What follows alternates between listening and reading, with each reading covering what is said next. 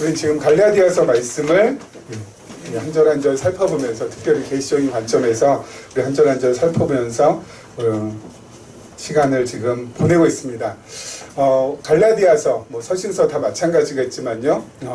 갈라디아서는 크게 전반부와 후반부 이렇게 두 부분으로 나눠져 있다고 했습니다. 여러분, 이 말씀을 우리가 평소에도 읽을 때, 그렇죠? 이렇게 말씀을 평소에 읽을 때 그 말씀을 그냥 바로 들어가서 읽으시는 것보다 들어가기 직전에 이게 전체, 예를 들어서 뭐 갈라디아서 읽는다, 또는 마태복음이나 누가복음 읽는다, 또 구약의 어떤 성경의 한 권을 읽을 때 이 전체의 흐름이 어떻게 지금 되는 것인지에 대한 그 흐름, 제가 늘 말씀드리는 맥락을 이렇게 파악하는 것이 중요하다고 했습니다. 그리고 그 맥락 가운데서 이 부분으로 딱 들어가야지 그 부분에 있는 말씀이 나에게 정말 생명이 되는 말씀이 되는 것이지, 그렇지 않고 그냥 부분만 딱 가지고 그 말씀만 딱 가지고 이렇게 보게 되면은 그 앞뒤 좌우 맥락 다 끊어버리고요. 그 말씀만 딱 보게 되면은 그 말씀은 절대로 나에게 생명을 주는 말씀이 되기 어렵습니다.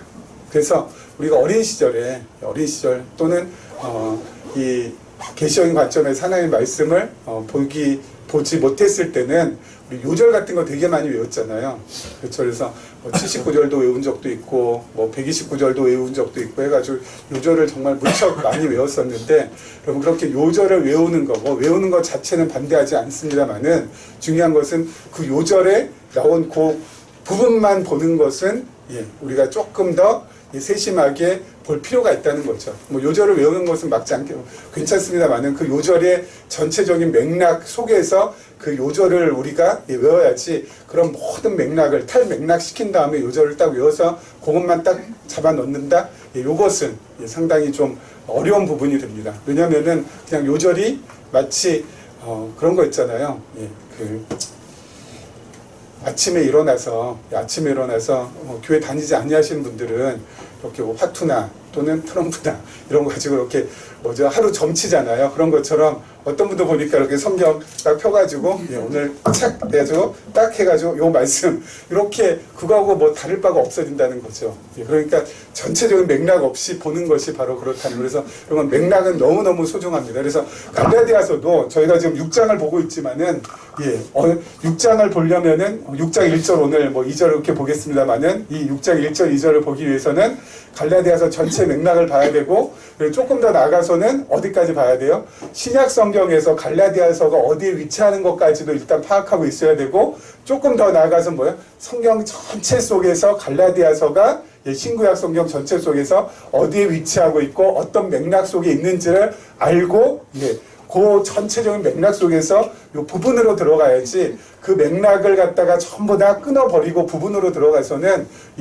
이 말씀을 왜곡하기 쉽고 이 말씀 오해하기 쉽고, 그래서 이 말씀이 나에게 생명의 말씀이 아닌 짐이 되는 말씀, 어려운 말씀, 내가 도저히 실천하기 힘든 말씀이 되는 거예요. 그 모든 맥락을 다 떼어버리고 이 말씀을 보게 되면은. 그래서 여러분, 이 탈맥락적으로 성경을 보는 것처럼 위험스러운 일은 없다라는 말씀을 다시 한번 드리고, 그래서 오늘도 6장 보기 전에 일단은 저희 신구약 성경 전체 또 신약 성경 전체에서 갈라디아서 위치는 아마 갈라디아서 제일 처음에 시작할 때 이미 전부 다 영상 설교를 전부 다 올려놨으니까 거기서 확인하시면 되고요. 오늘 이 시간 잠깐 갈라디아서 전체의 흐름 속에서의 이 6장 어떻게 봐야 되는지, 갈라디아서 뿐만 아니라 서신서들은 크게 두 부분으로 되어 있다고 했습니다. 그렇죠? 전반부와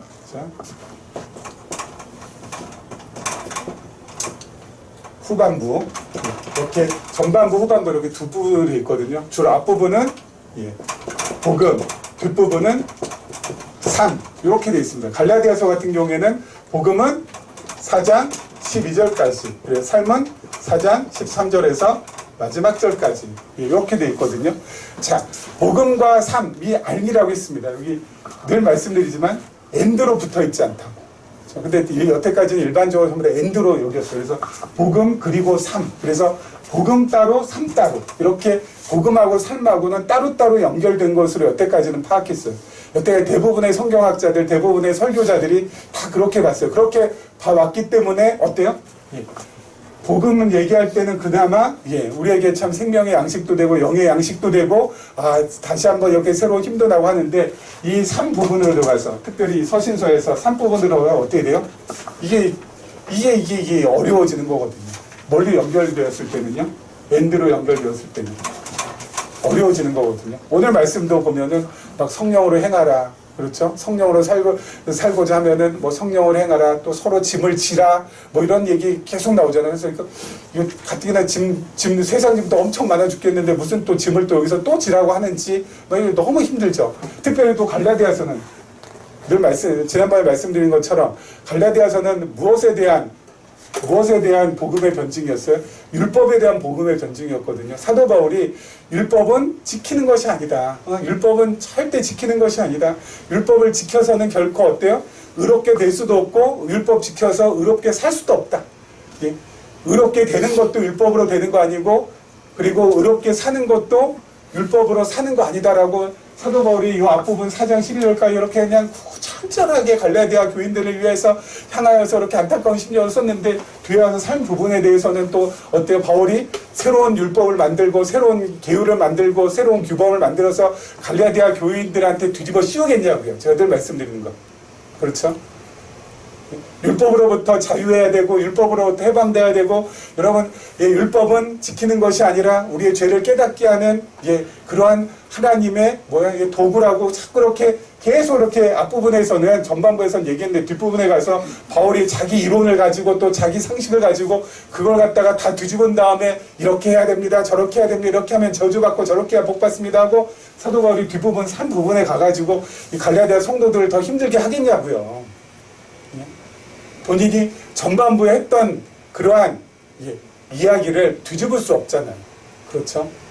그러니까 여러분, 앞에하고 뒤에하고 이게 엔드로 연결되는 것이 아니라 뭐로 연결되어 있다고요? 그러므로. 앞부분의 이 복음이 뭐예요? 뒷부분의 삶을 낳게 만든다는 거. 대어포. 그렇죠? 그러므로 인과 접속상. 앞에 원인이 돼가지고 뒤에 뭘 만들어내요? 그 원인이 결과를 만들어낸다고요. 그렇죠? 그래서 그러한 맥락을 가지고 지금 갈라디아서를 보셔야 된다라는 거. 여러분, 그 부분을 절대 놓쳐서는 안 돼요. 서신서 다른 부분도 마찬가지입니다. 서신서 다른 부분도. 로마서도 그렇고, 로마서도 12장 바로 앞에 11장까지는 복음에 대한 거. 그리고 12장부터는 뭐가 나와요? 삶에 대한 거. 그래서 12장부터 쭉 보면 삶에 대한 거 쭉 이렇게 보면은 무척 막 그냥 되게 우리한테 그 부분적으로 보면은 막 짐이 되고 막 힘들고 어려운 것들 무지무지 많이 나옵니다. 무지무지 많이 나와요. 그걸 우리가 어떻게 하겠어요? 안 돼요. 그러므로 앞부분 복음을 하나님께서 깨닫게 해주셔서, 그렇죠? 복음을 하나님께서 깨닫게 하셔서 어떻게 해요? 그 삶을, 변화된 삶을 누가요? 하나님께서 살게 해주신다라는 거예요. 그렇죠? 이게 바로 갈라디아서고, 이 전체가 바로 뭐예요? 은혜의 복음이 되는 거예요. 그렇죠? 하나님께서 우리로 하여금 복음을 깨닫게 하셔서 정말 새롭게 만들어주시고, 우리가 내면의 기쁨과 감사함이 넘치게 하여 주시고, 그 내면의 기쁨과 감사함으로 그것이 어때요? 나의 삶의 원동력이 되게 하여 주셔서 나로 하여금 이 삶과 관계된 성령의 열매를 맺어가게 하신다라는 거. 그래서 복음은 뭐예요? 처음부터 끝까지 다 하나님으로 시작해서 하나님으로 끝나요. 그러면 반드시 이런 질문이 나오죠. 그럼 우리는 뭔가? 하나님이 다 하시면 난 뭔가? 하나님이 다 하시면 나는 도대체 뭔가? 성경에서 우리는 딱 두 가지로 규정하고 있어요. 첫째, 고린도전서 3장에 보면은 바울이 뭐라고 해요? 고린도 교회 성도들에게 내가 심었고, 그러니까 고린도 교회를 내가 개척했고, 그리고 아볼로가 어때요? 와가지고 아볼로가 물을 주었다. 그렇죠? 그래서 내가 심었고, 바울이 고린도 교회 처음 개척하는 것도 무척 힘들잖아요. 그렇죠? 그러다가 거기에다가 아볼로라는 아볼로라는 사람이 와가지고, 아볼로라는 선생님이 와가지고 고린도 교회를 갖다 어떻게 했다고요? 물을 주었다는 것은 잘 양육했다는 거거든요. 잘 목해줬다는 거거든요. 자, 그런데 심었고 물을 주었으되, 그 다음에 나오는 게 진짜 대단한 말씀이에요. 심은 자나 물을 준 자는 아무것도 아니로되 오직 자라게 하신 분은 누구라고요? 하나님이로다. 그러니까 성경에서 우리를 갖다가 규정하는 것은 첫 번째 뭐라고요? 아무것도 아니다. 바울이 아무리 고린도 그 이방 지역에 가서 개척하고 정말 땀 뻘뻘 흘리고 박해받고 핍박받으면서 개척해가지고 정말 몇 명 이렇게 하나님의 사람들 모여가지고 복음을 증거하고, 그리고 그 사람들 이제 바울은 또 어때요? 이제 다른 쪽으로 전도여행 간 다음에 아볼로라는 선생이 와가지고 그 사람들 잘 또 양육하느라 또 얼마나 또 애를 많이 썼겠어요. 그런데도 개척한 바울이나 목회한 아볼로 아무것도 아니로되 오직 고린도 교회 자라게 하신 분은 하나님이라고. 성경에서 나오는 인간에 대한 규정은 뭐예요? 아무것도 아니라는 거. 이거예요. 난 아무것도 아니다. 그리고 또 하나 있어요. 첫째는 제가 썼죠?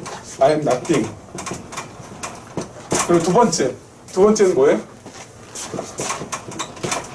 툴이에요. 툴. 도구라고요. 도구. 성경에 나오는 인간에 대한 규정. 두 번째는 도구. 하나님께서 사용하신 도구. 뭐예요? 고린도 교회를 개척해야 되기 때문에 바울을 보냈어요. 그래서 바울 하나님께서 그냥 도구로 사용한 것 뿐이에요. 그리고 누구예요? 그 고린도 교회를 하나님께서 사랑하셔서 어때요? 양육하셔야 되니까, 잘 키워야 되시니까 아볼로라는 성경 선생님을 보내가지고 잘 어때요? 그들을 양육하게 한 거예요. 아볼로를 통하여서. 아볼로는 뭐예요? 그냥 툴. 도구예요, 도구. 여러분 컴퓨터 우리가 할 때 여러 가지 툴 많이 쓰잖아요. 그렇죠? 알툴즈 해가지고 여러분 알지 파일 이렇게 해가지고 쓰잖아요. 그렇죠? 그거예요, 그거. 우리는 거기에 그냥 불과해요. 그림판 그림 보고 그리고 영상 보는데 필요한 어때요? 그냥 툴이라고요, 툴. 뭐 대단한 것 같지만 그렇지 않아요. 아무것도 아니에요. 그냥 하나님의 도구일 뿐. 근데 여기서 중요한 건 바로 뭐냐면은 내가 아무것도 아니고 나는 하나님의 그냥 도구일 뿐이다. 그냥 도구일 뿐이다. 라고 내가 매일매일 나 자신을 그렇게 깨닫고 하나님 앞에 나를 그렇게 고백할 때 어떻게 돼요? 내 안에서 성령의 열매는 맺어져 가요. 그게 참 희한하죠. 성령의 열매는 내가 막 그냥 맺어야지. 그래, 난 할 수 있어. 이렇게 할 때 맺어지는 게 아니라니까요. 인간의 열심, 인간의 노력, 인간의 애씀, 그것에 의해서 성령의 열매가 맺어지지 않아요. 사랑, 희락, 화평, 우리 지난 시간에 했습니다만은 오래 참음, 그리고 자비, 양선, 충성, 온유, 절제, 이렇게 성령의 9가지 열매는 내가 노력하고 내가 힘쓰고 나의 어떤 열심을 보탠다고 해서 맺어지는 게 아니라고요. 오히려 어때요? 하나님 앞에서 나는 아무것도 아닙니다. 누가복음에 나오는 그 어떤 멋진 근사한 종처럼 뭐 어때요? 열심히 들판에서 수고하고 일한 다음에 와가지고 주님한테 자기를 뭐라고요? 나는 무익한 종이라. 나는 아무것도 당신의 아니 볼 때는 진짜 열심히 일하고 그냥 하루 종일 땀 삐질삐질 흘리면서 열심히 그냥 어때요? 밥 갈고 막 그냥 다 그렇게 하고 그냥 열심히 반일하고 앉는데도 불구하고 어때요? 나는 무익한 종이라. 왜 무익한 종이라고 해요? 주인 앞에서 자신의 정체성을 아니까. 나는 아무것도 아니고 난 당신의 도구일 뿐입니다. 그거 깨달으니까 무익한 종이라는 고백이 나오죠. 그렇게 무익한 종이라고 정말 진솔하고 솔직하게 고백하는 그 사람은 뭐예요? 그 안에서 뭐가 맺히는 거예요? 지금 성령의 열매가 맺히는 거예요. 그렇죠? 우리도 마찬가지예요. 우리도 살면서 막 나 자신을 내세우고 막 그냥 내가 이렇게 했네 저렇게 했네 자기 자랑하고 막 이런 식으로 우리의 삶의 방향이 그렇게 그쪽으로 쭉 가면은 어떻게 돼요? 성령의 열매가 잘 맺어지지 않겠죠. 근데 오히려 어때요? 하나님 앞에서 아무것도 아닙니다. 당신의 도구였을 뿐입니다. 당신이 죽게 하시면 죽고 살게 하시면 살게 하는, 당신이 부하게 하시면 부하게 될 수밖에 없고 가난케 하시면 가난하게 밖에 될 수 없는 나는 당신의 것입니다 라고 고백하는 그러한 모습이 우리 안에 계속 있을 때 어때요? 우리 안에 멋진 9가지의 성령의 열매는 맺어져 가게 되어 있는 것이라고요. 자, 그러한 시선을 가지고 그러한 생각을 가지고 어떤 걸 봐야 돼요? 오늘 말씀을 봐야 돼요. 그래야지 우리가 오늘 말씀을 보고 봐서도 어때요? 착각하지 않는다고요. 오해하지 않는다고요. 자, 한번 오늘 말씀 한번 들어가 보도록 하겠습니다. 자, 5장 마지막 부분 우리 지난 시간에 하다가 말았던 것 같은데요. 우리 25절 말씀인데요. 만일 우리가 성령으로 살면 또한 성령으로 행할지니 헛된 영광을 구하여 서로 노엽게 하거나 서로 투기하지 말지니라. 자, 이것도요. 요 부분만 딱 갖다 보면은 25절만 딱 보면은 다른 거 전부 다 필요 없이 요거 보면 만일 우리가 성령으로 살면서 또한 성령으로 행할지냐. 그건 뭐야? 내가 성령으로 살 수 있고 또 내가 성령으로 행할 수 있는 권한이 나에게 있는 줄 착각하게 하는 말씀이라고. 그렇죠. 그래서 내가 성령으로 살고 내가 성령으로 행할 수 있다. 그렇죠? 내 의지와 내 노력으로. 또 내가 의지가 부족하고 의지가 박약하고 노력이 부족하면은 성령으로 살 수 없고 성령으로 행할 수 없다. 성령으로 살 수 있는 것, 성령으로 살 수 없는 것은 내가 어떻게 하느냐에 따라 달려있다. 이렇게 착각한다고요. 오늘 말씀은 그 말씀 아니거든요. 그렇죠? 오늘 말씀, 이 말씀. 여러분, 만약에 그렇게 되면은, 여러분, 그렇게 해서 내가 막 성령으로 내가 살 수 있고, 막 성령으로 막 행할 수 있고, 내가 막 성령의 권능을 막 내가 막 무진장하게 막 행할 수 있고, 막 이러한 의미로 오늘 말씀을 보면은 성경은 뭐가 돼요? 성경은 하나님의 주권과 하나님의 능력을 드러내는 계시의 말씀이 아니라 인간의 능력과 인간의 주권을 드러내는 지극히 인간적인 말씀. 성경 이퀄 뭐가 돼요? 인간학이 되는 거죠. 그렇죠? 여러분, 성경은 인간학이 아니거든요. 그렇죠? 성경은 하나님의 계시의 말씀이지 인간을 드러내는 말씀이 아니거든요. 그러니까 여기부터, 그러니까 이 부분을 우리가 볼 때 아주 조심해야 돼요. 그러니까 전체를 모르고 부분을 보는 것처럼 정말 위험스럽고 그리고 성경을 왜곡하기 쉬운 말씀이 없다니까. 그럼 이건 어떻게 봐야 돼요? 이건 어떻게 봐야 될까요? 자, 아까 말씀드린 전체적인 맥락 속에서. 맥락이 뭐야? 자, 요거는 아까 말씀드린 대로 무엇이 지금 이렇게 지금 만들어 간다는 거예요? 성령으로 살면 또 성령으로 성령으로 살고 성령으로 행하고 그리고 노엽게 하거나 투기하지 않게 하는 것은 바로 뭐가 그렇게 만들어준다는 거야? 내 안에 하나님께서 복음을 깨닫게 해주셔서 우리로 하여금 이렇게 만들어 주시겠다는 말씀이에요. 그게 전체적인 맥락이에요. 그렇죠? 전체적인 맥락 속에서 바로 그거고, 그리고 또 하나 두 번째, 이 전체 맥락에서 봐야 되고, 또 두 번째는 문법을 봐야죠. 여러분, 특히 선지서에 나오는 말씀은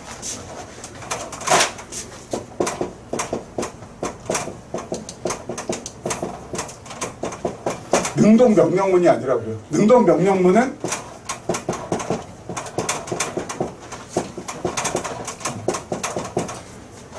윗사람이 명령하면은 아랫사람이 복종하는 거. 이게 능동 명령문이거든요. 우리 막내가 지금 휴가 나왔는데 군대 졸업 이거 하죠. 상명하복이죠. 군대는 계급이 짱이잖아요. 그래서 계급 높은 사람이 계급 낮은 이 부하한테 명령하면 뭐예요? 부하는 복종하는 거. 그렇죠? 윗사람이 명령하면 아랫사람은 복종하는 거.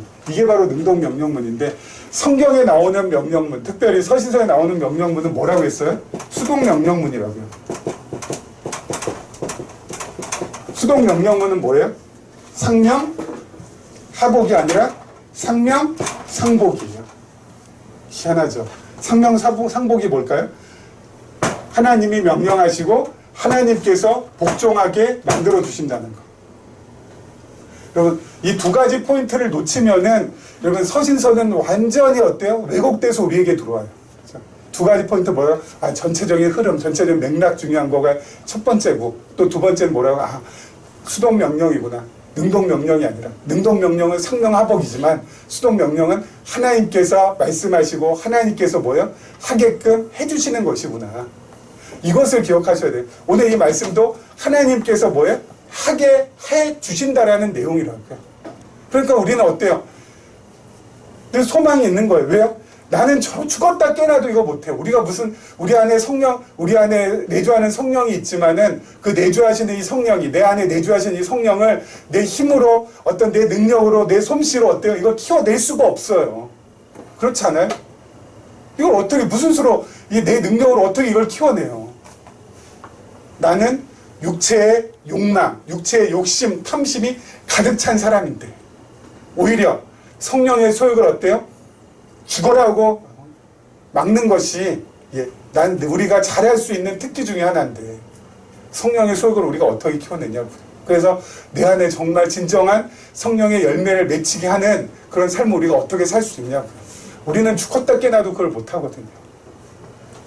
성령께서 하나님께서 뭐예요? 해 주시겠다라는 거예요. 그러니까 서신도 이 후반부를 볼 때는 하나님께서 나를 향한 뭐야? 이게 계획이구나. 하나님께서 나를 이렇게 해 주시겠다라는 놀라운 선포구나. 야, 내가 앞으로 이렇게 살고 나도 앞으로 하나님께서 이렇게 살게 해 주시겠다라는 약속이구나. 그렇게 말씀을 봐야지 그것이 나에게 뭐가 돼요? 힘이 되는 말씀이 되고 그것이 나에게 새로운 소망과 새로운 희망을 불러일으켜주는 말씀이 되어서 첫 서두에 말씀드린 대로 생명의 양식이 될 수 있고 그것이 나를 살리는 말씀이 될 수 있는 거죠. 야, 지금 나는 진짜 이렇게 아주 형편없이 못난 인간인데 하나님께서 이렇게 해주시겠다라는구나. 성령으로 내가 살아? 성령으로 내가 행해? 이거 다 진짜 못하지. 근데 하나님께서 이렇게 해주시겠다니 하나님 감사합니다. 제가 하나님의 이 약속의 말씀, 하나님의 이 나를 향한 계획, 그거 붙들고 제가 기대하고 기도하고 기다리며 살겠나이다 하면서 이 말씀을 가지고 살면 되는 거예요. 그러면 어때요? 아까 말씀드렸잖아요. 나도 모르는 사이에, 그렇죠? 나도 모르는 사이에 은연중에 어느 순간에 이렇게 된다니까요. 그래서 내가 사랑할 수 없었던 내가 사랑하고 진정으로 기뻐하지 못했던 내가 기뻐하고 진정으로 내가 화평을 누리지 못했던 내가 화평을 누리게 되고 늘 그냥 호닥호닥하고 늘 그냥 어때요? 그냥 불끈불끈했던 내가 오래 참게 되고 어느 순간부터 친절하게 되고 선하게 되고 온유하게 되고 무절제했던 내가 절제하게 되고 무자비했던 내가 자비하게 되는 그런 놀라운 일들이 어때요? 앞으로 펼쳐지게 될 거라고. 그러니까 그것을 어때요? 하나님의 요 나를 향한 계획, 그 약속을 내가 붙잡고 하루하루 하나님 내 꼬락서니는 현재 이 모양 이 꼴이지만 하나님께서 나를 이렇게 멋지게 근사하게 아름답게 변화시켜 주겠다는 그 약속 믿고 오늘도 나 자신을 추스리면서 나가겠습니다 하고 나가면 되는 거예요. 자, 그 다음 절 한번 보죠. 그 다음 절, 자 1절입니다. 6장 1절이요. 형제들아, 사람이 만일 무슨 범죄한 일이 드러나거든 신령한 너희는 온유한 심령으로 그러한 자를 바로잡고 너 자신을 살펴보아 너도 시험을 받을까 두려워하라. 아멘. 자, 범죄한 사람을 이렇게 만나거든 뭐라고요? 신령한 너희는 온유한 심령으로 그러한 자를 바로잡고 너 자신을 살펴보아 너도 시험을 받을까 두려워하라 라고 돼 있죠. 여기서 가장 중요한 키포인트는 뭐예요? 신령한 너희는. 신령하다고 하죠. 신령한. 영어로 하면 스피리추얼이라고 돼 있더라고요. 93은 이것은 성령적인. 다른 말로 하면은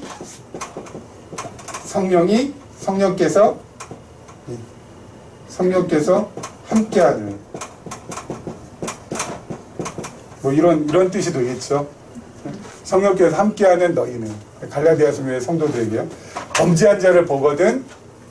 여러분 우린 주로 범죄한 자를 딱 보면 가장 먼저 뭐가 돼요? 저놈의 새끼 저거 인간 쓰레기죠. 그래서 막 욕 나오고 막 그냥 뒤집어지죠. 그렇죠. 예. 이러면서 그냥 아주 그냥 날카롭게 이렇게 되잖아요. 그런데 범죄한 자를 보면 뭐예요? 성령이 함께하는. 성령께서 어떻게 해요? 거하시는 사람들은 어떻게 해요? 성령께서 어떻게 해주세요? 온유한 심령을 만들어주세요. 성령께서 온유한 심령을 만들어주세요. 어떻게 온유한 심령을 만들어주세요? 그럴 수도 있다. 그럴 수도 있다. 하나님께서 붙들어주시지 아니하시면 그럴 수 있겠다라고 생각하면 어때요? 이게 막 날카롭게 나가는 것보다 좀 더 부드러워지죠.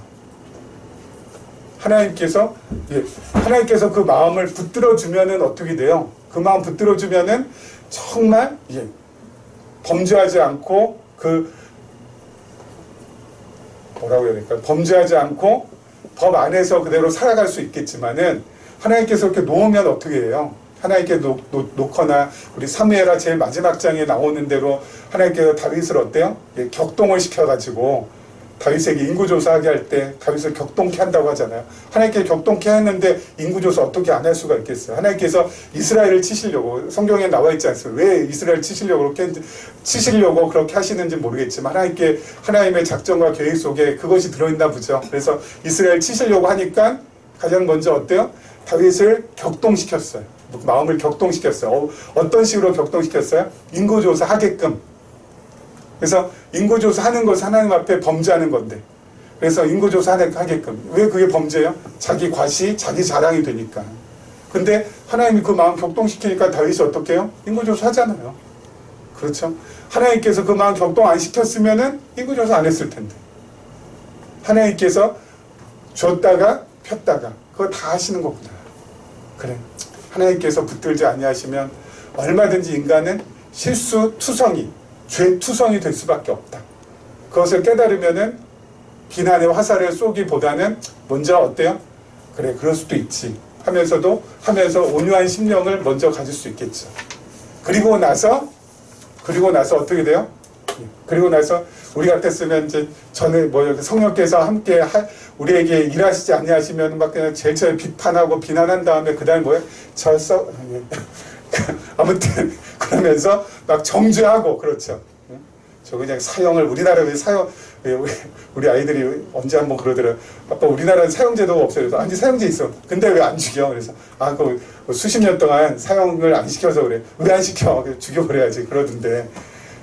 우리들도 그렇죠. 막 그냥 살인마 이런 사람 보면 막 그냥 정죄하고 막 그냥 벌을 내려야 한다고 하지만은 어때요? 여기서는 성령께서는 온유한 심정을 갖게 하고 그럴 수도 있다. 하나님께 붙들지 않는. 그 다음에는 그 사람 바로 잡아주는 거. 그 바로 잡아주면 어떻게? 내가 그 사람을 위하여서 도울 일이 무엇이 있을까? 특별히 우리 교회 공동체 안에서 어떤 형제가 그렇게 실수하거나 그렇게 죄를 짓는 것을 우리가 목도를 하거나 또는 알게 되면은 가장 온유한 심정으로 온유한 심령을 가져야 내가 무엇을 도와줄 수 있을까라는 것까지 나갈 수가 있으니까. 그래서 바로 잡을 수 있도록 해주고, 그리고 나서 제일 중요한 거, 제일 마지막에 뭐예요? 오늘 말씀해 보니까 너도 시험을, 너 자신을 살펴보아서 너도 시험을 받을까 두려워하라. 이게 되게 중요한 포인트죠. 왜요? 여러분, 누군가 이렇게 범죄한 일이 있으면 우리는 어때요? 정죄하고 비판하고 비난하고 그리고 실컷 욕하고 거기에서 끝나요. 대부분 그렇지 않아요? 이번 일주일 동안 또 지난 주간에 이어서 쭉 이렇게 여러분 인터넷을 통해서 또는 TV를 통해서 뉴스를 통해서 이렇게 보면은 이러면서 그냥 욕 이상 나올 수 있는 그러한 사건들이 지금 여러 건 있잖아요. 그리고 나서 그걸로 끝이에요. 욕하고 끝이에요. 그런데 성령께서는 우리로 하여금 어떻게 해주신다고요? 나 자신을 돌아보게끔, 거기까지 나가게끔, 저 사람 범죄한 것을 통해서 나의 허물을 스스로가 돌아볼 수 있는 계기로 삼는다는 거예요. 여러분, 이건 진짜 놀라운, 정말 내 안에 혁명과도 같은 그런 변화가 일어나는 거죠. 저 사람이 범죄하는 거 보고 그래, 나도 충분히 그럴 수 있는 소지가 있는 사람이야. 왜요? 하나님께서 나도 꽉 붙들고 계시지 않고 살포시 놔주시면 나도 언제든지 어때요? 범죄의 현장으로 뛰쳐나갈 수 있는 죄인이니까. 그렇죠. 그래서 어때요? 다른 사람이 범죄하는 걸 보면 나 자신을 또 돌아볼 수 있는 계기로 삼게 되는 거죠. 하나님께서 안 붙들어 주시면 나도 저렇게 할 수밖에 없습니다. 하나님께서 오늘 하루도 나를 붙들어 주셔서 감사합니다. 나는 저 인간하고 달라. 난 저런 인간 말종하고는 달라. 난 절대 저러지 않아. 그게 아니라 어때요? 나 자신을 돌아보는 쪽. 그래서 내 안에 뭐가 일어나요? 정말 내면에 아름다운 혁명적인 변화가 일어난다. 여러분, 이러한 변화 속에 살아가는 사람은, 이런 변화를 가지고 살아가는 사람은 어떤 사람이겠어요? 여러분, 이 내 안에 혁명의 열기가 내 주위 사람에게 전해지겠죠. 그래서 그 사람도 어때요? 그 열을 전해받겠죠. 그래서 같이 변화가 되겠죠. 그럼 또 다른 사람에게 또 그 열이 또 전파가 되면 또 같이 변화가 돼. 그러면서 어때요? 점점 내가 변하고 내 주위가 조금씩 변해 나가게 돼 있어요. 하나님의 나라는 이런 식으로 확장이 되는 거예요. 하나님의 나라는 뭐 막 정치적인 선동을 해가지고 막 그냥 무슨 당을 하나 만들어서 뭐 그냥 정치적으로 막 이 세상을 막 뒤집어 엎고 막 이렇게 해가지고 뭐 이게 하나님의 나라가 오는 것이 아니라, 하나님의 나라는 내 안에 아름다운 멋진 혁명적인 변화로부터, 그 변화가 주위 사람에게 감동이 되고 감화가 됐게끔 해서 같이 나가게끔. 그래서 어때요? 내 주변에 정말 적지만, 내 주변에 정말 소박하지만 조금씩 어때요? 변화가 생기는, 나도 변화가 되고 내 주변도 변화가 된다. 그런 것이 바로 뭐라고요? 성경이 말씀하고 있는 성령께서 우리에게 행하시는 가장 중요한 일들 가운데 하나가 된다는 것이죠. 이렇게 살아가게 되면은, 여러분, 늘 말씀드렸잖아요. 절대 욕심 부려서는 안 됩니다. 여러분, 욕심 부리면은 절대 안 됩니다.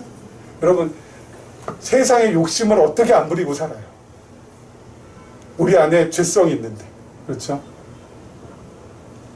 여러분, 요즘 지금 경제신문마다 지금 얘기하는 게 바로 뭡니까? 막 그냥 이제 이 부동산이 지금 안 잡혀가지고 막 대책 지금 막 규제 막 발표하고 막 해가지고, 이렇게 얼핏 보니까 몇 년 전에 사놓은 집 한 채가 지금 2억이 올랐네, 10억이 올랐네, 그런 거 보면 막 이게 눈이 약간씩 그때 충혈이 되잖아요. 그렇죠? 그때 내가 그거를 왜 거기다 투자했나? 그때 그걸 샀어야 되는데 막 그러면서 땅을 치고 후회하고. 그렇죠? 여러분, 욕심이라는 것은 우리 스스로가 제어할 수가 없다니까요. 우리 스스로가 제어가 안 돼요. 절대 제어가 안 돼요, 욕심은. 50평 사는 사람 100평 살고 싶고, 100평 사는 사람 200평 살고 싶은 게 이게 인지상정이고요. 내 통장에 지금 1억 들었으면은 어때요? 1억 가지고 2억 만들고 싶고, 2억 들었으면은 4억 만들고 싶고, 4억 들었으면은 8억 만들고 싶어요.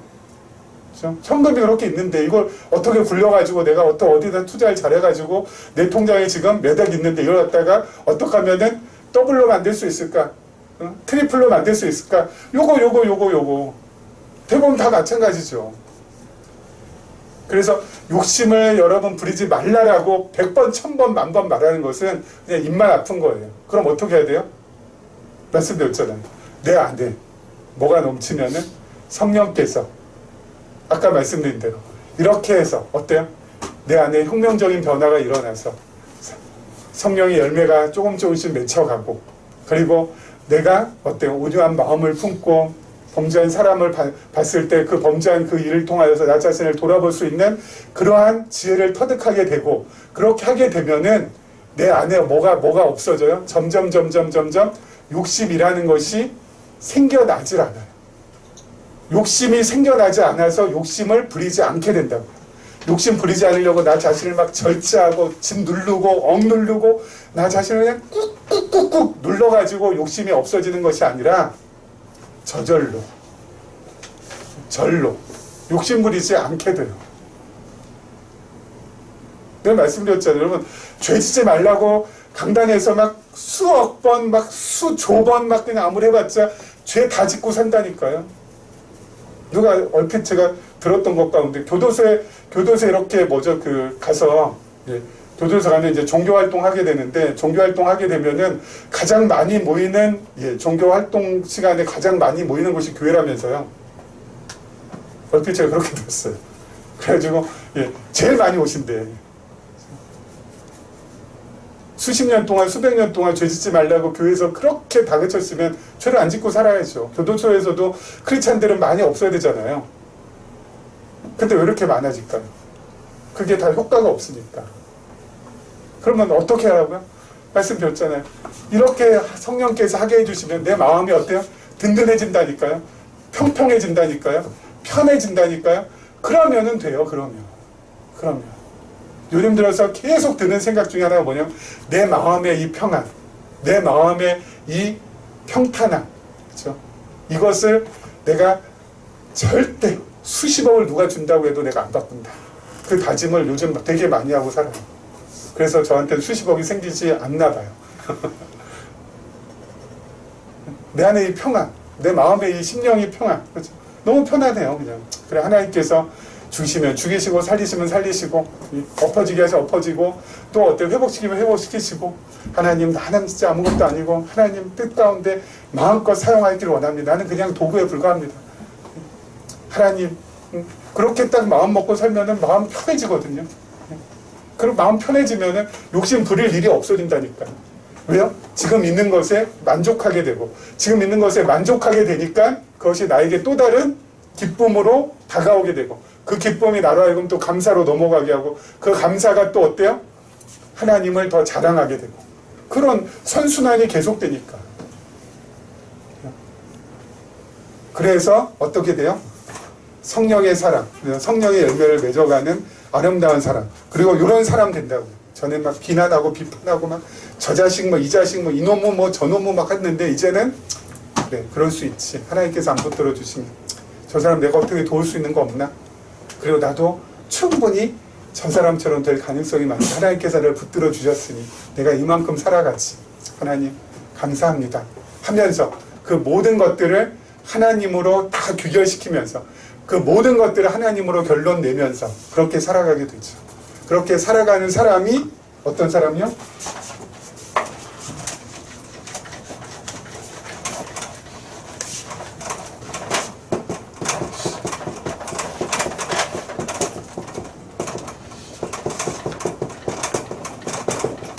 신본주의자가 된다고요. 그런데 제가 어떤 분의 강의를 딱 듣다가 그분이 뭐 저렇게 되게 새롭게 저로 하여금 이렇게 인식하게 해주는 강의를 한 대목을 딱 이렇게 말씀해 주셨거든요. 그분이 뭐라고, 우리나라에는 혁명이 여러 번 일어났는데 왜 혁명이 왜 성공한 혁명이 없을까? 그래서 4.19 때도 그랬고, 그리고 5.18도 그렇고, 그리고 60대도 그렇고, 이번에 촛불 뭐 혁명이라고 하시는 분도 계시지만, 아무튼 촛불도 그렇고, 우리는 뭔가 이렇게 대단히 막 이렇게 잘 뒤집어 놓은 다음에 그 뒷수습을 못한 이유가 뭘까라고 본인이 생각했는데, 그분의 결론이 뭐였냐면은 민주주의는 있어도 민주주의자가 우리나라에는 없었대요. 민주주의자가 뭐냐면은 집에 가서 가부장적인 그러한 태도, 가부장적인 어떤 그러한 모습을 보이지 않는 것, 직장에서 갑질하지 않는 것, 뭐 이런 것들, 그런 것들이 이렇게 민주주의자들은 그런 거 하지 않는다고 하거든요. 근데 열심히 광장에서 촛불 열나게 들고, 그리고 집에 가서는 에헴 하면서 막 그냥 가족들 그냥 이렇게 예, 가부장적인 그런 태도를 취하거나, 그리고 막 뭐 광장에서 촛불 열심히 들고 회사에 가서는 막 그냥 밑에 있는 직원들 막 이놈의 뭐해서 그냥 어때 꼰대질 하거나, 또 어떻게 해요? 예, 그냥 갑질하거나 이러니까 민주주의는 있는데 민주주의자가 없어가지고 그 다음 단계로 넘어가지 못해서 우리나라는 혁명이 여러 번 있었는데도 이게 계속 어때요? 예, 그냥 반복만 계속될 뿐이지 이게 앞으로 나가지 못하고 있었다라는 그런 강의를 제가 잠깐 들은 다음에, 저도 지금 말씀드리는 게 뭐냐면, 우리가 지금 계시적인 관점에서 하나님의 말씀을 지금 계속 보고 있는데, 혹시 우리도 신본주의는 있어도, 그렇죠? 신본주의는 있어도 신본주의자가 없으면 안 되잖아요. 신본주의자는 바로 뭐냐면 지금 말씀드린 요대로 살아가는 사람이에요. 그렇죠? 하나님께서 복음을 깨닫게 해주셔서 그 복음의 능력으로, 그 복음의 힘으로 어때요? 예, 나의 삶을 아름답고 선하고 멋지게 하나님께서 그 결과를 만들어내는 그런 모습을 보여주는 사람들. 그렇죠? 우리 한 사람에서는 신본주의자가 됐으면 좋겠어요. 처음부터 끝까지 전부 다 하나님이 하셨습니다. 하나님이 전부이십니다. 나는 아무것도 아닙니다. 그리고 그 고백이 깊어질수록 어때요? 내 안에서 뭐가? 성령의 열매가 정말 멋지고 아름답게 주렁주렁 맺혀서 나뿐만 아니라 나의 가장 가까운 가족들에게도 아름다운 변화의 삶을 끼치고, 그리고 나의 주변에 가장 가까운 친구들한테도 어때요?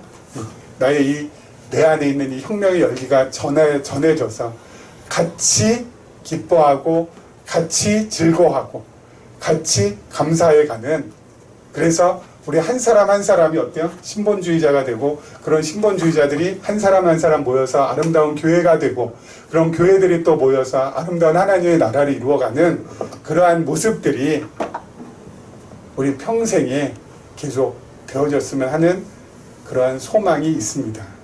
여러분, 우리 오늘 말씀 다시 한번 여러분들 한번 이렇게 되새겨 보시면서 이 말씀이 이러이러한 말씀이고 이 말씀이 나에게 정말 희망을 주고 소망을 주고 나로 하여금 참된 기쁨 안에서 살게 해주시는 말씀이구나 라는 것을 계속 확인해 나가시면서 우리 무더운 여름 말씀으로 이겨내셨으면 좋겠습니다.